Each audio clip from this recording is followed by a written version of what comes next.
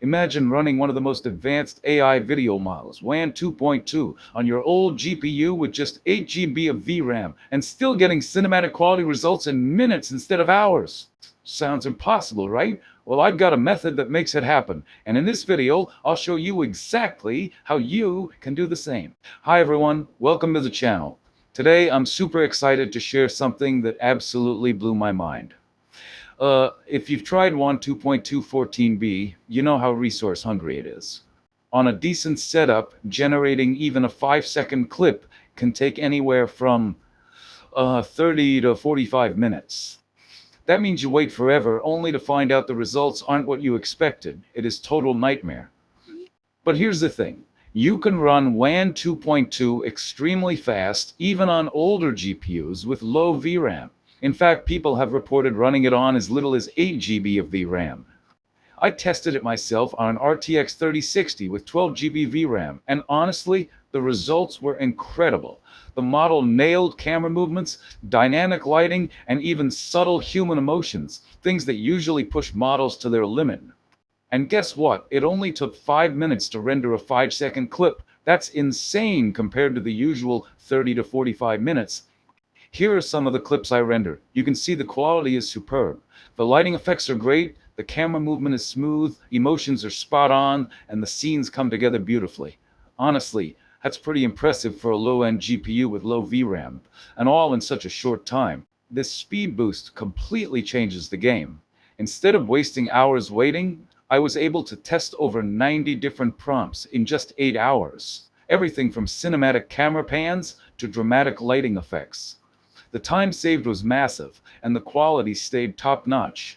So in this video, I'll walk you through every step to set this up, explain the tweaks you need to make it run smoothly on low VRAM GPUs, and share some of the best practices for writing prompts that give you those perfect cinematic results. Stick around till the end because I'll showcase all the clips and prompts I generated. You'll see just how powerful this setup really is. This all is made possible using the Rapid All-in-One checkpoint. It uses FP8 precision to cut memory use while keeping the visuals sharp. No extra samplers, no separate clip or VAE nodes, just the one checkpoint and you are good to go. Download it from Hugging Face and check back often. They drop new versions every few days with better quality and fresh options. This is available in multiple variants, base, V2, V3, and so on. Each adds new features and generally improves on the last. I tested it using the V8.1 for text to video and V8 for image to video. Each checkpoint is a bit different. You can try them all and see what fits your workflow best. Just download the version you need and drop it into the Models Checkpoints folder inside your ComfyUI directory. Links for all models and workflows are down in the description. And while you check those out, don't forget to like and subscribe. It costs you nothing, but helps us bring more content like this your way. Thanks! Alright, first we're going to test the text-to-video workflow, and after that we'll move on to image-to-video. So let's get started. Load the T2V workflow. Now, the great thing about WAN 2.2 Rapid AIO is that it's really simple to set up. You don't need to mess around with multiple models. Just use the basic ComfyUI load checkpoint node, and from there you can load everything. The VAE, clip, and the model all from the single AIO safe tensors file you downloaded and saved in your checkpoints folder. All versions of this model are designed to run with CFG set to 1 and just 4 steps. That's it. The recommended samplers for each version are listed on their Hugging Face page, but for this test we're going with SA Solver as the sampler and Beta as the scheduler, just like they suggest.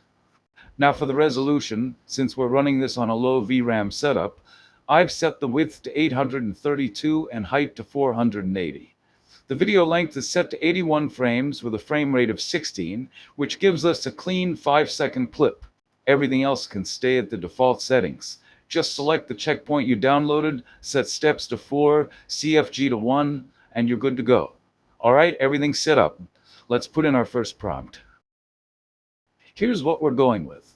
A cinematic, hyper-realistic shot of a red Ferrari racing through a dark dirt road at night. The scene is lit only by the car's bright headlights and glowing red rear lights and occasional street light. The shot begins with a low-angle view of the Ferrari speeding towards the camera, with a slow shutter speed causing heavy motion blur on the wheels and background. As it passes, the camera quickly pans left and tracks the car from behind, keeping it centered as it accelerates and kicks up glittering sand flecks into the air. So this is a pretty detailed cinematic prompt. We've got movement, lighting, motion blur, and even camera direction. It's a good stress test, because if it can handle this kind of scene tracking motion, dynamic lighting, and environmental effects, then you know it's going to perform well with simpler prompts too. Let's run this and see how it comes out.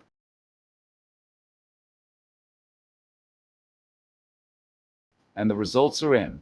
This one was fast, and the total render time came to about 315 seconds, or roughly 5 minutes and 15 seconds. That's seriously impressive, especially when we're running this on an RTX 3060 with just 12 GB VRAM. For a low VRAM setup, that kind of speed and efficiency is a game changer. And now, here's the actual clip it generated. You can see how well it handled the motion blur, the lighting, and the overall cinematic feel of the scene.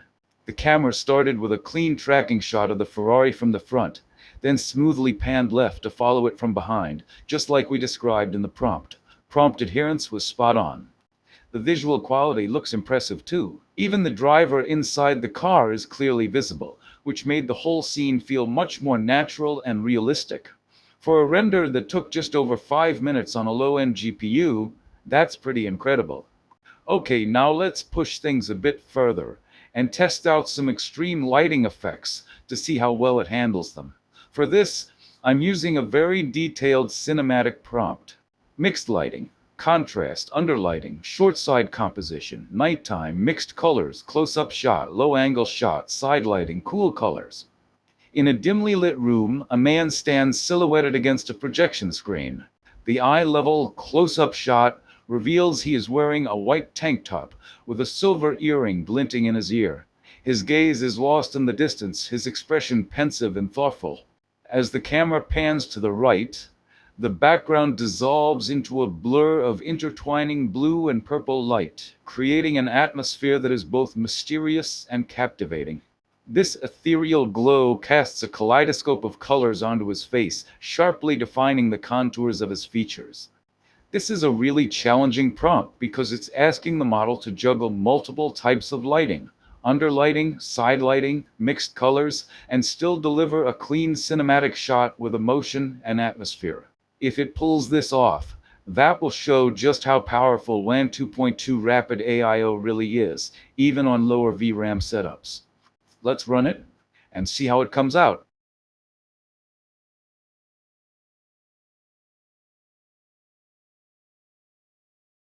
And wow, the results here are absolutely stunning. The model nailed the lighting effects beautifully. You can clearly see the mix of blue and purple tones dissolving into the background, giving the whole scene that mysterious, dreamlike atmosphere we wanted. The underlighting and side lighting came through really well, sharply defining the contours of his face and making the silver earring pop against the dark setting. The projection screen silhouette gave the shot a really cinematic depth, and the camera pan to the right felt smooth and natural. What impressed me most is how the model handled the emotional detail. The pensive expression on the man's face is clear and believable, adding a sense of realism that matched perfectly with the lighting and mood. Overall, for such a complex and lighting-heavy prompt, the output was outstanding. This is exactly the kind of result that shows why this is such a game changer for low VRAM workflows. Alright, let's run one more test. This time we'll see how it handles a social setup with multiple elements in the frame. Here's the detailed prompt we'll be using. Warm colors, practical lighting, soft lighting, low contrast lighting, edge lighting, nighttime, eye level shot, center composition, medium lens, shallow depth of field, clean shot. In an upscale fine dining restaurant with candlelit tables, white linen, crystal stemware, and floor-to-ceiling windows revealing soft bokeh city lights, a well-dressed man in a tailored dark suit sits across from a stylish woman in a black evening dress with subtle jewelry, both smiling with an intimate, relaxed mood. The woman slowly leans forward across the table, gently placing her left hand on the man's wrist, and softly kisses him. The man leans slightly in to meet her, eyes half closed, affectionate and calm. The camera performs a slow dolly in, with a slight right-to-left slide to create parallax through wine glasses and candle flare, maintaining a fixed horizon and tripod-stable frame. A gentle rack focus transitions from foreground glassware and candle to their faces as the kiss lands, then holds focus. Style is cinematic realism, elegant, romantic, and upscale. This prompt is packed with detail. It's asking for warm, romantic lighting, restaurant atmosphere, multiple foreground objects, camera motion, rack focus, and subtle emotional expressions all in one scene. If it can pull this off smoothly, it'll prove it's not just good at technical effects, but also at capturing human connection and mood. Let's run it and see how it turns out. And once again, the results here came out beautifully. The restaurant atmosphere really came through.